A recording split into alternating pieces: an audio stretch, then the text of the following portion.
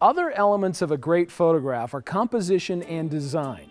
The placement of objects is critical if you want to make your photos look finished and artistic. It's a good idea to showcase the main subject. You can make the subject stand out by adjusting the placement of the subject, the lighting, or the focus. You can even vary the background and foreground elements. Practice seeing what these different principles can do for your photos.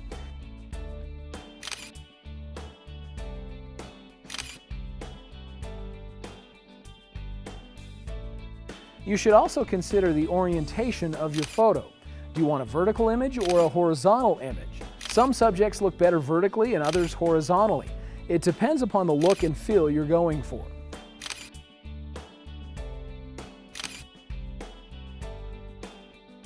It's also important to think about placing the horizon line.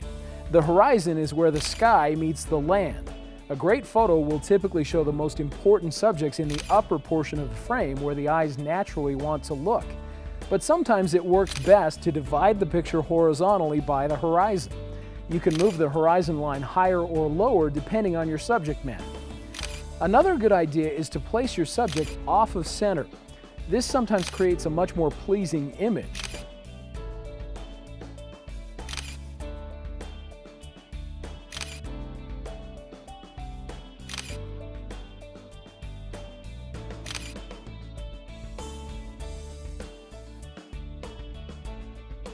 The rule of thirds advocates dividing your viewfinder into thirds both horizontally and vertically, and then placing your most important subjects on the cross points.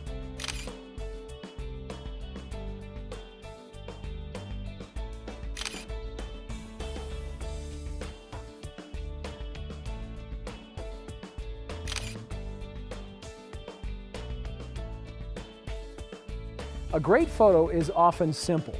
Remember that it sometimes requires patience to get just the right shot.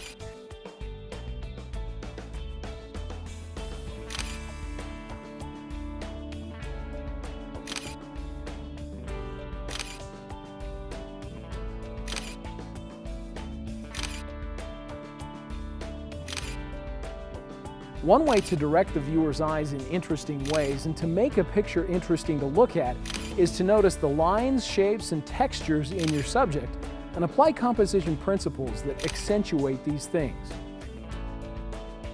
Sometimes a great picture is waiting for you in the patterns and repetitions of daily life that often go unnoticed. You can create the illusion of depth in your photo simply by adjusting the focus and lighting.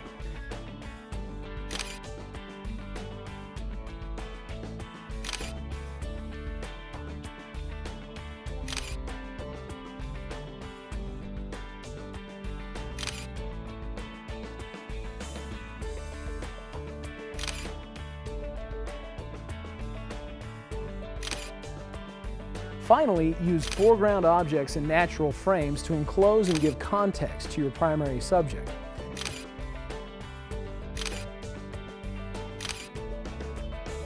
To review, let's go through some examples of these situations to manually apply the principles learned in this DVD. First, let's approach a portrait situation. It's always smart to first preset the white balance to match the current lighting. Use the preset or custom white balance. To make the subject the focus point, position the subject in the frame in a way that will draw more attention to the subject. You can achieve this by using the rule of thirds. Make sure the focus point is correct.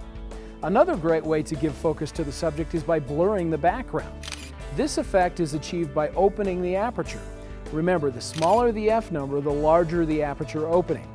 After the aperture is set, adjust the shutter speed to achieve a proper exposure. By letting in more light, you create a short depth of field. This will allow your focus point to be in sharp focus while the background will have a soft focus. The next common situation is a landscape. You'll usually want the whole landscape to be in sharp focus. To achieve this, the aperture will need to be set for a very narrow opening. Remember, the larger the f number, the smaller the depth of field. A small opening creates a very long depth of field. This mode will give you a sharp focus in both the foreground and the background. Then adjust the shutter speed to achieve the proper exposure. In this setting, the shutter speed can get pretty slow, so be sure to steady your camera or use a tripod to avoid camera shake. When taking pictures at sporting events or shooting subjects with a lot of motion, it's a good idea to prepare your camera before the action begins. Here are some tips to help you prepare. First, preset your white balance. Second, switch your AI servo to AI focus so the camera will constantly be focusing on the moving object. Third, set your camera to the continuous shooting mode so when the action happens, you only need to hold down the shutter button to capture several frames per second. Last, position yourself to have the best angle for the action. If you want your subject to be in sharp focus, turn your ISO up around 400 to 1600. Next, adjust your shutter speed relatively high, then adjust your aperture for a proper exposure. Take a couple of practice shots to fine-tune. Now you're ready for action. If you want to show a little blur to add aesthetic effect, slightly slow the shutter speed. Find the joy of digital photography that comes from making new discoveries and observing the world around you in creative ways.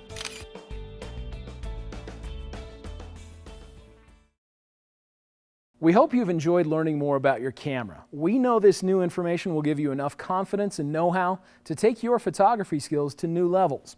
Remember, you can refer back to any section of this DVD at any time. Just select the topics you want to review from the main menu or table of contents. Watch for more Quickpro guides on newly released cameras. You'll also find tutorials that demonstrate how to shoot great pictures of sporting events and special family occasions, the basics of scrapbooking and portrait photography. Thanks for watching.